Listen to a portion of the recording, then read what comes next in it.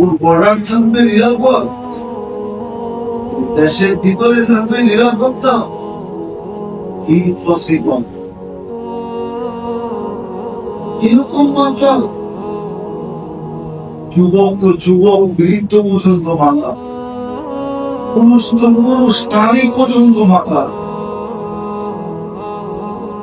অথচ ব্রাজিলরা বাংলাদেশ চিনে না।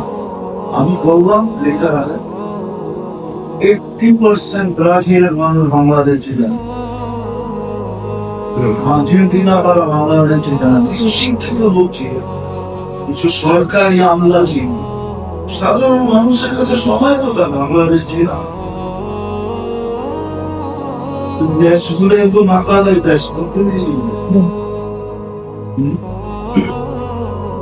50% এই দেশের মানুষ মানসিক ভূমি, ওরা আবার বাংলাদেশ চিনে।